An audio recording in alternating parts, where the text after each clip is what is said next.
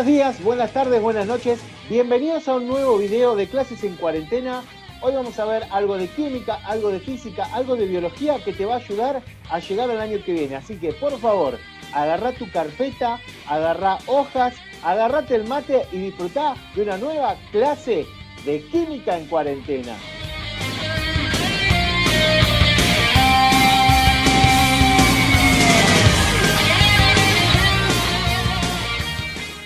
En el día de hoy vamos a hablar de hidratos de carbono, así que tené a mano algo para anotar, si podés, la guía de grupos funcionales, y vamos a empezar viendo la estructura de los hidratos de carbono. Los hidratos de carbono son biomoléculas, es decir, son componentes exclusivos y necesarios de los seres vivos. Su composición general, a la que se debe su nombre, es que tiene una molécula de agua por cada átomo de carbono en su fórmula, tal como lo dice su fórmula general. Tienen una estructura que va a ser polimérica. ¿Qué quiere decir esto? Un polímero es una sucesión de monómeros. Para decirlo de otra manera, si un polímero fuese una cadena, los monómeros serían los eslabones. Es un bloque de construcción, es la unidad que se va a repetir a través de los polímeros, ¿sí? El polímero entonces es la concatenación de unidades a las que llamaremos monómeros. Hay muchos hidratos de carbono conocidos, como son la glucosa, la lactosa, el almidón, la celulosa y la quitina. Así que vamos a empezar a verlos con lo siguiente. Vamos a hablar de los monosacáridos. Volviendo a esta cuestión de la estructura monomérica o polimérica, los monosacáridos son los monómeros, es un azúcar. La palabra mono, uno, sacar es azúcar en griego. Van a ser compuestos hechos por 3 a 6 carbonos y van a ser polialcoholes de aldehídos o cetonas. Para eso te dejo el link acá de grupos funcionales. Tal como vemos, aquí vemos todas los monómeros, los monosacáridos que existen, ¿sí?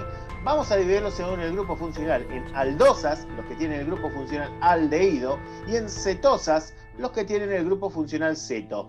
Vean y recuerden de la guía de grupos funcionales que es un grupo carbonilo, solo que la aldosa lo tiene en un carbono terminal y la cetosa lo tiene en un carbono del medio. Y aquí vemos esto de que son monómeros de 3 a 6 carbonos, ¿sí? Vamos a tener hidratos de carbono, monómeros de 3 carbonos, que son las triosas, aldotriosas o cetotriosas, según su grupo funcional. Tetrosas, que son monosacáridos que están hechos por 4 carbonos, ¿sí? Pueden ser aldotetrosas o cetotetrosas. Pentosas, si son aldopentosas, son aldehídos de 5 carbonos. Y cetopentosas, cetosas de 5 carbonos. Y por último tenemos las cetohexosas y las aldohexosas, es decir, los monosacáridos hechos de 6 carbonos. Aquí están, con sus respectivos nombres, todos los hidratos de carbono simples o monosacáridos, ¿sí? Tal como vimos, entonces vamos a hablar de aldehídos o cetonas con grupos alcoholes en todos los demás carbonos. Esto es altamente soluble en agua, pero con su forma extendida ocupa una gran superficie de contacto y quedan grupos que no necesariamente pueden establecer interacciones con el agua. Para eso, cuando está en agua, los monosacáridos van a estructurarse de la siguiente manera. Pueden formar un hexágono, en cuyo caso hablaremos de un ciclopirano, o un pentágono, en cuyo caso hablaremos de un ciclofurano. ¿Qué va a ser esto? Esto va a ser una unión tipo éter, ¿sí? Muy parecida, va a ser un puente éter, ¿sí? Lo que va a suceder es que el hidroxilo del carbono 5 o del carbono 4 va a atacar al grupo carbonilo. Tal como se ve acá, el carbono 1, ¿sí? Va a sufrir el ataque, digámoslo así, por parte del carbono 4 del carbono 5. El hidroxilo se va a unir a este carbono y va a quedar un puente éter, ¿sí? No es exactamente un éter, no hay que tomarlo como un éter, pero es muy parecido porque van a quedar 2 carbonos unidos por un puente oxígeno, ¿sí? Esa es la estructura cíclica. Recuerden, esto va a ser, por ejemplo, la piranosa, porque es glucosa en forma pirano, y esto va a ser la glucofuranosa. Recuerden que siempre vamos a simbolizar el carbono 1 hacia la derecha, 1, 2, 3, 4, 5, 6, ¿sí? 1, 2, 3, 4, 5, 6, y recuerden que es muy importante si se une al carbono 4 o al carbono 5, ¿sí? Lo mismo puede pasar con las cetosas, ¿sí? En este caso, generalmente va a quedar un pentágono, ¿sí? Puede unirse al carbono 5 o al carbono, se va a unir al carbono 5, ¿sí? Siempre, y puede quedar, fíjense, puede quedar el carbono 1 para arriba o para abajo. Cuando decimos para arriba o para abajo, nos referimos a esta estructura espacial. Esto que representamos como un hexágono o como un pentágono en el plano, en el espacio tiene esta forma de silla o de bote, ¿sí? Y no es lo mismo que un grupo quede en la forma hacia arriba que sea en la forma hacia abajo. Esto lo vamos a ver después, tiene grandes implicancias en el tipo de estructura que forman. A priori no es distinto en el dibujo, pero sí lo vamos a indicar. Esto siempre hacia arriba o hacia abajo va a ser distinto. Si el grupo más importante está hacia arriba, esto se llama alfa furano. Si esto está hacia abajo en el carbono 1, es beta furano. Muy bien. Tal como podemos ver, existen formas de modificar los grupos funcionales de los monosacáridos. Y así aparecen los monosacáridos modificados. Pueden oxidarse, es decir, que un grupo, por ejemplo, que un grupo alcohol se transforme en un grupo carboxi, o puede ser que un grupo alcohol se termine incluso transformando en un grupo ácido. Puede ser también, como pasa, por ejemplo, con el... no está aquí, pero con el inositol, que sea una reducción, es decir, que un aldehído pase a alcohol o que un alcohol pase a una unión con carbono directamente. Y también se le pueden agregar grupos fosfato, que son estos donde un oxígeno se une a un fósforo y ese fósforo a su vez tiene sus oxígenos unidos. Puede ser un grupo amino, como sucede acá, donde un grupo hidroxilo se reemplaza por un amino, ¿sí? Y puede ser que también estén esterificados, es decir, unidos con otras cosas a través de un puente éster, ¿sí? O de un puente éter. Esas son las modificaciones que van a sufrir y todas se van a dar en reemplazo o usando los oxígenos de los hidroxilos. Muy bien, ¿cuáles son las funciones de los monosacáridos? En principio, la función de los monosacáridos va a ser energético. Sobre todo la glucosa y la fructosa van a ser los principales compuestos que se van a degradar para obtener energía. También los monosacáridos van a formar parte de otros compuestos, por ejemplo, glucolípidos, glucoproteínas o incluso de ácidos nucleicos. Vamos a verlo en el video de ácidos nucleicos, que hay un monosacárido fundamental para su estructura. Y la cuestión más importante es que van a formar polisacáridos. Vamos a hablar de la polimerización. Si recordamos el inicio de las diapositivas, aquí hablamos de que los monómeros, es decir, las unidades de construcción de los azúcares, eran estas moléculas de 3 a 6 carbonos que eran polialcoholes de aldehídos o cetonas. Ahora, ¿cómo se polimerizan? Van a tener una unión glucosídica, que no es ni más ni menos que una unión éter, es decir, se va a dar entre los dos grupos hidroxilos de distintas moléculas de monosacáridos. Por ejemplo, acá tenemos la sacarosa o azúcar común, que se da entre el hidroxilo de una glucosa y el hidroxilo de una fructosa. Notar que la glucosa se une con el oxidrilo por debajo y la fructosa se une por el oxidrilo por arriba. Sería beta para la fructosa y alfa para la glucosa. Y aquí vamos a tener también, por ejemplo, una unión beta, como es el caso de la lactosa o azúcar de leche. Una cuestión común, todos los azúcares en su nombre van a terminar en osa. Sacarosa, lactosa, glucosa, amilosa, maltosa, todos van a terminar en osa. Y acá tenemos la maltosa o azúcar de Malta, ¿sí? A ver, cada disacárido, en este caso disacárido porque son dos moléculas de azúcar, va a ser distinto de acuerdo a las unidades que lo forman. Aquí tenemos una glucosa con una fructosa, aquí una glucosa con una galactosa, aquí tenemos dos glucosas, ¿sí? Y va a ser distinto por el tipo de unión. Aquí tenemos una de abajo con arriba, aquí tenemos una de arriba con abajo, y aquí tenemos dos por abajo. Entonces, los dímeros van a ser distintos de acuerdo a los monómeros que se unen, a cómo se unen y al tipo de unión que tienen, ¿sí? Entonces, de acuerdo al monómero y el tipo de unión, van a ser distintos dímeros. Una cuestión muy conocida es que los azúcares pueden ir de A2 o pueden ir de A3, de A4, de A5.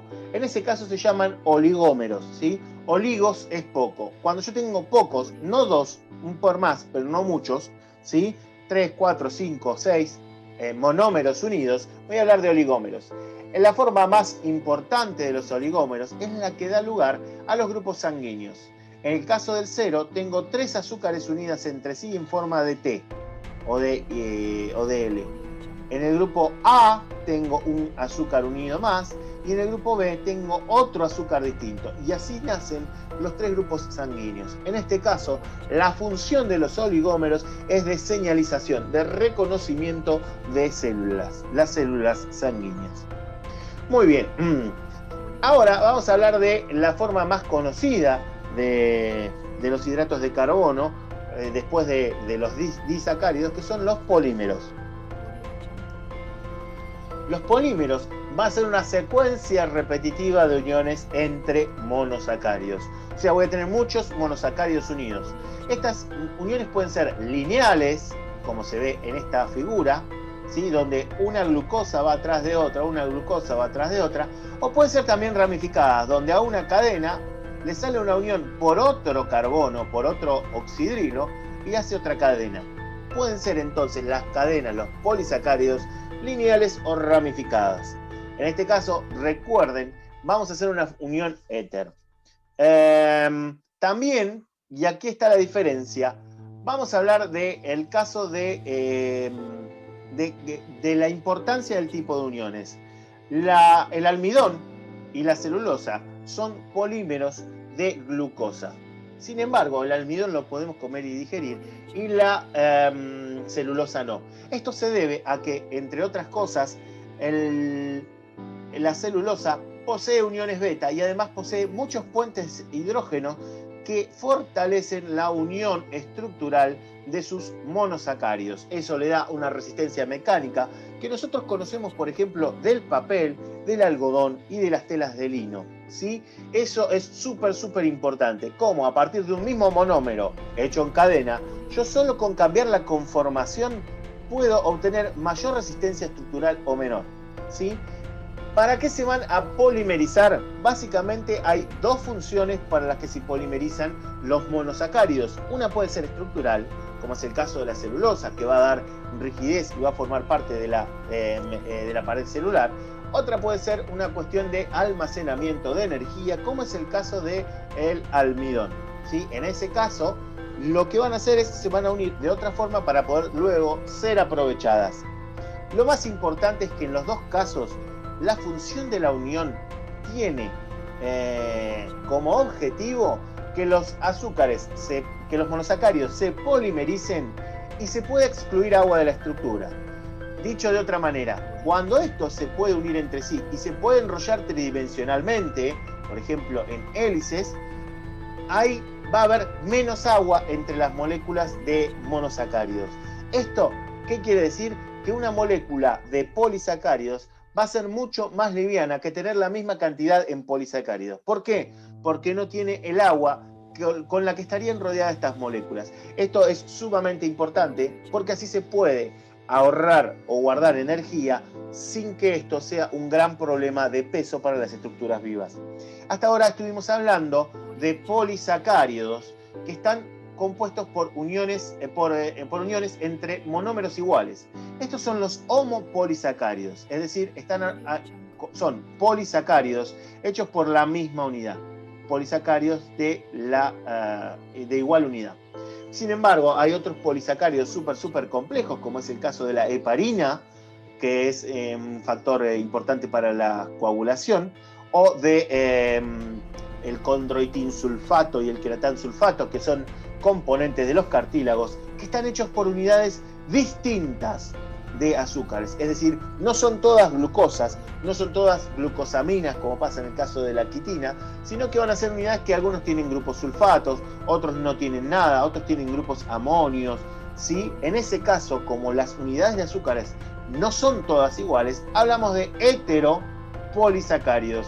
¿Por qué? Porque son polisacáridos de unidades distintas. Muy bien, entonces, en resumen, vimos la estructura, ¿sí? Los monosacáridos son moléculas de 3 a 6 carbonos que son polialcoholes de aldehídos o cetonas que se van a polimerizar, ya sea en dímeros, ya sea en oligómeros, ya sea en polímeros. A ver, las funciones derivan de esto que hemos hablado. La primera va a ser que van a tener que ver con un componente energético. La glucosa es por excelencia el combustible celular y una de las razones por las cuales se cree que todos los seres vivos tenemos un ancestro en común. La glucosa es el combustible de todas las células. Entonces, de ahí deriva la primera función que podemos conocer, que es el almacenamiento energético de rápida disponibilidad. Por ejemplo, los vegetales superiores van a almacenar almidón. ¿Dónde los vemos nosotros? En el arroz, en la papa, en la batata, en la mandioca, en todas esas cosas que son polisacáridos, ¿sí? Los almidones vegetales. Hay otros seres vivos, como son las algas, que lo van a almacenar de otra manera. Los carragenanos y el agar-agar, que a cierta temperatura gelatinizan, son en realidad las sustancias de reserva de estas algas. Y en los animales, nosotros en los músculos, tenemos glucógeno. Ese glucógeno va a ser la reserva instantánea de energía para que el músculo pueda moverse. Sin embargo, otro compuesto súper importante van a tener función estructural. Los polisacáridos de importancia estructural más importantes son la celulosa, que es la biomolécula más abundante de la Tierra, ya que forma parte de las paredes de algas y vegetales. Encontramos también como un polisacárido estructural a la quitina. La quitina que va a formar algo parecido a la celulosa, pero que le va a dar dureza a los hongos, ese carácter gomoso que conocemos de los hongos que se comen, y va a dar el aspecto crujiente, por decirlo de alguna manera, a los invertebrados, ¿sí? Eso es un polisacárido que es la quitina. Y por último, las paredes bacterianas están hechas de polisacáridos que se llaman glucosaminoglicanos. Nosotros también los vamos a encontrar en la vida cotidiana. ¿Dónde lo encontramos? Bien, el azúcar es nada más ni nada menos que la sacarosa, que son una unión entre fructosa y glucosa, como vimos unas filminas atrás. Todo lo que es carbohidratos son los hidratos de carbono. Los comestibles tienen que ver con un componente de almidón, con estructura de almidón, en tanto que la fibra que se encuentra en los vegetales de hoja, de tallo, va a ser el componente celulósico de la parte vegetal. La quitina, por ejemplo, la encontramos en las escamas, en estas caparazones de langostinos y de cangrejos, ¿sí? Que son los más abundantes en cuanto a la comida, pero también podemos encontrarlo en la parte dura de los escarabajos, tan abundantes en esta época. Está siendo filmado en noviembre este video, ¿sí? Esa parte dura se hace de quitina. La gelatina Royal, ¿sí? Bueno, no Royal en particular, sino todas las gelatinas, en un principio estaban hechos a base de hervir huesos, ¿sí? Esos huesos tienen glucosaminoglicanos, que son los que le dan esa textura a la gelatina. Lo más común que tenemos hoy en día es que si hacemos un puchero o un pollo a la cacerola, ¿sí? Un puchero de pollo o un pollo a la cacerola, vamos a ver que se gelatiniza. Esa gelatina viene de las coyunturas del pollo. También, y para no desmerecerlo, las telas vegetales, ¿sí? El algodón, el lino, son celulosa procesada. Espero que después de esto puedan transmitir todas las dudas que tienen. Los conceptos más importantes tienen que ver con los monómeros, que son de 3 a 6 carbonos, los dímeros, la polimerización y los distintos tipos de polímeros que hay. Y recuerden, las dos estructuras, las dos funciones que tienen los sacáridos son energéticas, ya sea como combustible en el caso de los monosacáridos, y una función que no nombramos, que es súper importante, que es el transporte. Los disacáridos son la forma de transporte, ¿sí? El azúcar de la caña es como se transporta el azúcar hecho por las hojas desde las hojas hacia la raíz y hacia el resto del cuerpo.